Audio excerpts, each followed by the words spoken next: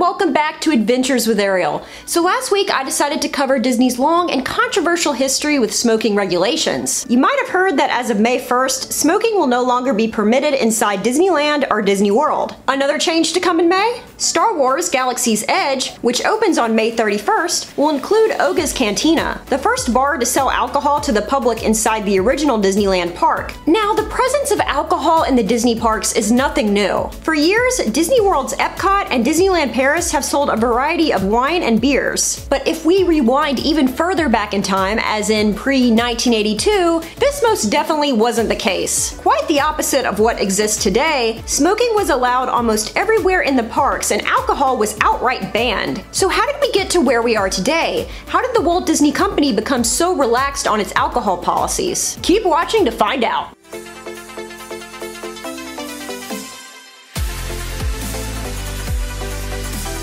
Before we continue, I'd like to put it out there that I post Disney-related content every single week, so if that sounds good to you, I encourage you to hit that subscribe button down below, as well as the notification bell so you'll get notified every time I post a new video. Alright, let's do this. Upon its opening in 1955, Disneyland was seen by the public as a one-of-a-kind amusement park. You see, long before the SeaWorlds and Universals, Walt envisioned a theme park in which guests could be immersed into the fantasy worlds that they had grown to love through the Disney films. Before Disneyland, your run-of-the-mill amusement park typically consisted of roller coasters, merry-go-rounds, and Ferris wheels. Sounds fun, right? Well, these parks weren't seen as the best place to have a family outing. Hot dog vendors littered the streets, beer was sold and consumed in large quantities, and sanitation was never a priority. So Walt's goal was to create a park where parents and children could have fun together. And to achieve this goal, he strived to make Disneyland as different from these parks as possible. There would be no roller coasters, no cotton candy, no peanuts, no hot dog stands, and most importantly, no alcohol. In 1956, Walt was interviewed by the Saturday Evening Post, who asked what made Disneyland different. Walt replied, quote, "No liquor, no beer, nothing. Because that brings in a rowdy element. That brings people that we don't want, and I feel they don't need it. I feel when I go down to the park, I don't need a drink. I work around that place all day, and I don't have one. After I come out of a heavy day at the studio, sometimes I want a drink to relax." So that was it. Absolutely no alcohol on Disney premises until Epcot's opening in 1982. Well, not exactly. In 1967, alcohol would be permitted in the heart of Disneyland's New Orleans Square, within Disney's most exclusive new club, Club 33. Club 33 was designed as a private club that would entertain Disney's corporate sponsors and VIPs. But Walt died about 5 months before it was officially opened, and although he wasn't alive to see it, Walt was fully aware of Club 33's opening, and its serving of alcohol. So what made Club 33 the exception? Well, Disneyland had long had a liquor license to cover Club 33 and special events at the park. That's why, when discussing Disneyland's dry tradition, it's carefully noted that Disneyland has never served alcohol to the public. The higher-ups and celebrity guests of Club 33 were free to kick back with a mint julep whenever they liked. The year 1982 would prove to be a turning point in Disney park history. It was the first time that a second park was added to a Disney resort, that being Epcot Center in Walt Disney World. Epcot Center opened as a World's Fair-style park that was dedicated to futurism and globalism. And from day one, alcohol was served at the park. Former Disney president Ron Miller is quoted with saying, "You couldn't have an English pub and serve Cokes. Walt would be very happy with what we have here." Well, that's impossible to know for sure,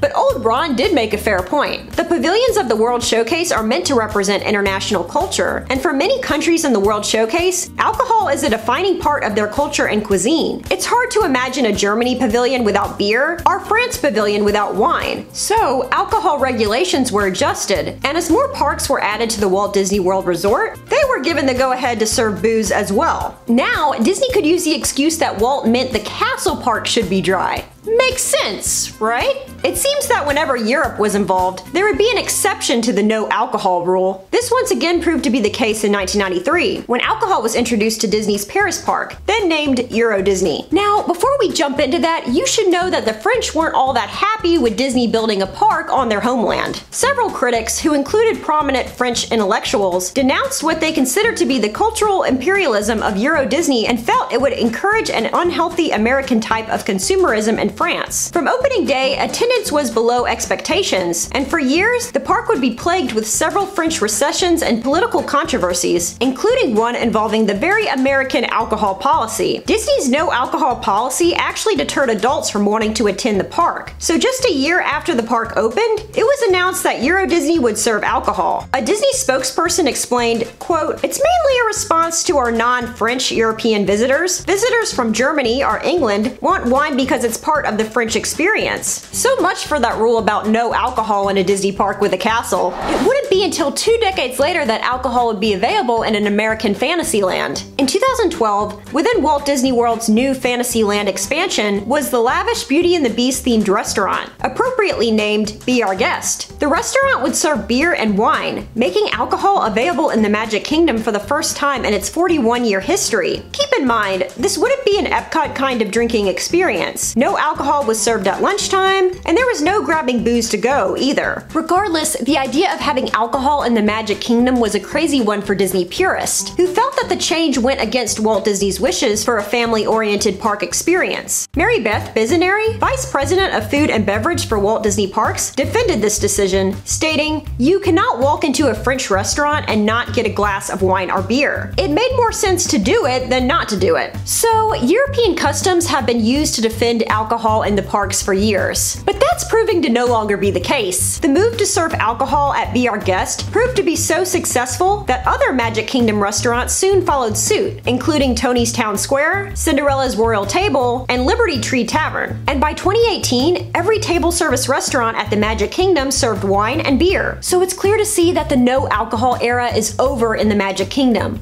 But what about Disneyland? Since 1955, the original Disney park has held strong to its no alcohol policy. But times are changing. Almost every other Disney park is serving up booze right and left, so it was inevitable that Disneyland would follow suit. Now, Disney's been careful to note that even in Oga's Cantina, the drinks will be pre-mixed and must be consumed in the restaurant. So you won't find guests chugging beer in Fantasyland. At least, not yet. So has alcohol really changed the average family day at the Disney parks? In the Magic Kingdom, drinks aren't even allowed outside of the table service restaurants. But on the other side of things, liquor is plentiful at Epcot, a park known for its drinking around the world challenges. What do y'all think about Disney's policies on alcohol? Have they become too relaxed, or is it no big deal? Let me know in the comment section below.